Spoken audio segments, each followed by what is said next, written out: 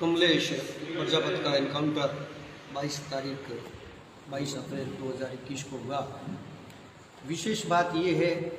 कि 21/4/2001 तक एनकाउंटर तक कमलेश सांडेराव वाले प्रकरणों में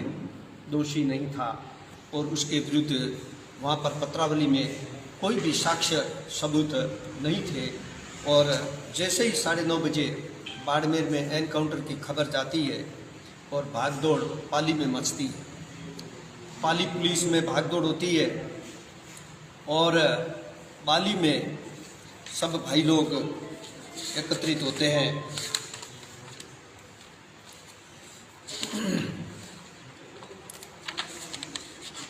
एडिशनल एसपी के कार्यालय में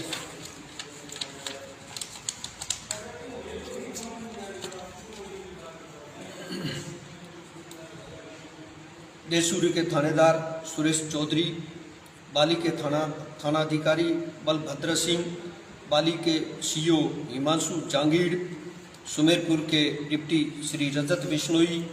सुमेरपुर डिप्टी के लीडर सुरेंद्र सिंह, सुमेरपुर के सीआई रविंद्र सिंह खींची और नाडोल में ड्यूटी पर से बुलाए जाते हैं कमल सिंह एएसआई, सांडेराव पुलिस थाना से थानेदार हमीर सिंह भाटी और एएसआई श्री रमेश कुमार। ये सभी एडिशनल एसपी साहब बाली के कार्यालय में रात्रि में एनकाउंटर वाली रात्रि में इकट्ठे होते हैं और वहाँ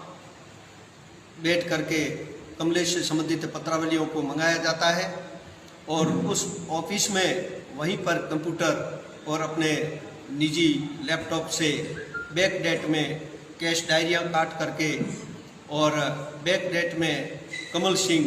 एएसआई के बयान दर्ज करते हैं कमलेश के विरुद्ध और साक्ष्य जुटाते हैं। इतने सारे अधिकारी जब एक जगह इकट्ठे होते हैं सांडेराव प्रकरण में तो निश्चित तौर से कमलेश के विरुद्ध पुलिस द्वारा रची गई ये बहुत बड़ी षड्यंत्र वाली घटना है। और उस दिन वहाँ पर ये लोग इकट्ठे हुए। इस बात का साक्ष्य जुटाने के लिए हमने सीबीआई को आवेदन भी किया है और वहाँ पर उपस्थित लोगों के निजी फ़ोन, बेसिक फ़ोन और गोगई साहब अपने डीआईजी साहब के फ़ोन और एसपी साहब के फ़ोन और नेताओं के फ़ोन, सभी फ़ोन से कांटेक्ट निकाले जाए, संपर्क का पता किया जाए तो ये घटना पूरी स्पष्ट हो जाएगी। वहाँ पर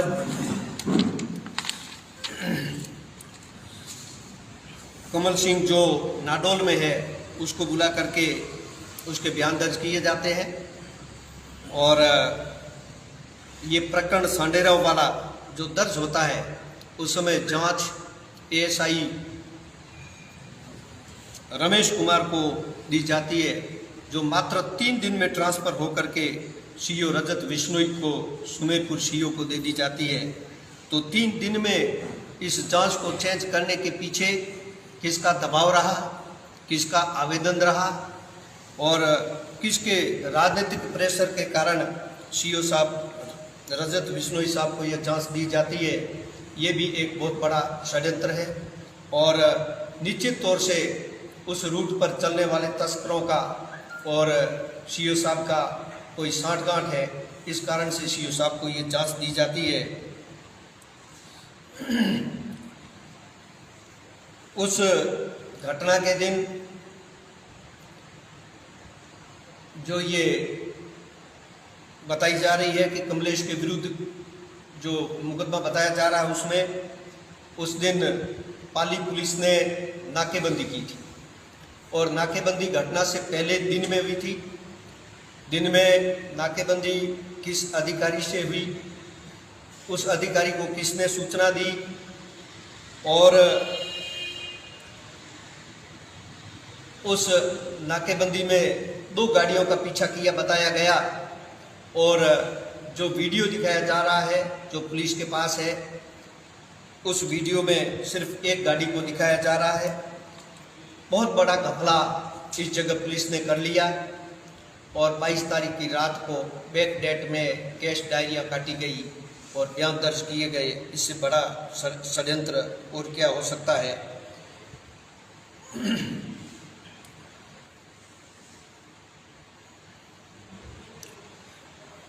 अगर ये बात पुलिस फिर भी कहती है कि सही है, तो सांडेराव प्रकरण में 22/4/2021 से पहले कमल सिंह जो बयान दे रहा है, वो कभी बाड़मेर आया, कोई पूछताछ की तो किससे की, और कमलेश को वो कब से जानता है, जो स्वयं नशेड़ी है, अफीम का नशेड़ी है, और वो तस्करों से काफ़ी उसकी साठगांठ है, तो उसके किस किस से संपर्क है, ये सब जांच होगी। सीबीआई आज देश की बहुत बड़ी संस्था जांच कर रही है, और इन तथ्यों पर जब जांच करेगी तो निश्चित तौर से सत्य चीज निकल करके सामने आएगी, और दूध का दूध और पानी का पानी होगा। इसी तरह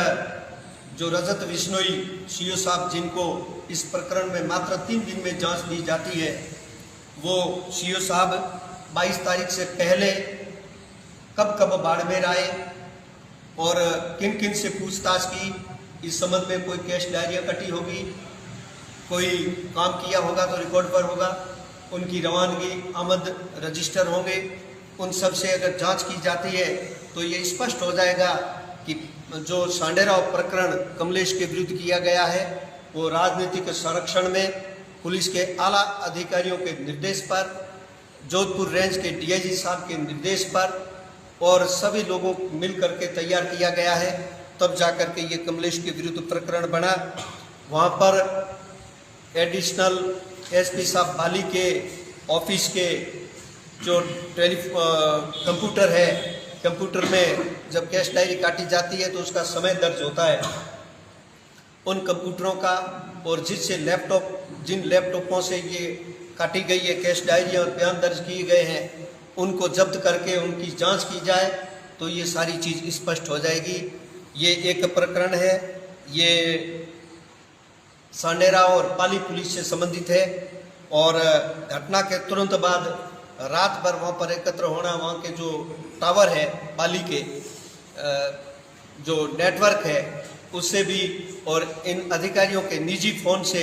सब स्थिति स्पष्ट हो जाएगी, और ये एक जांच का विषय है। कमलेश की हत्या करने के बाद में उसको कानूनी रूप देने के लिए पुलिस अगर इतना गहरा षड्यंत्र करती है तो उस संबंध में जांच के लिए परिवार और हम संघर्ष समिति मांग करते हैं कि निष्पक्ष जांच हो, और इसके साथ जो भी हो उनकी सबकी पोल खुले और वो सब पकड़े जाए। निश्चित तौर से इसके पीछे बड़ा राजनीतिक संरक्षण नहीं होता तो ये घटना नहीं होती। हम पहले दिन से ही कह रहे हैं। और कमलेश प्रजापति के परिजनों ने जिला कलेक्टर को ज्ञापन दिया था, जिसमें आपने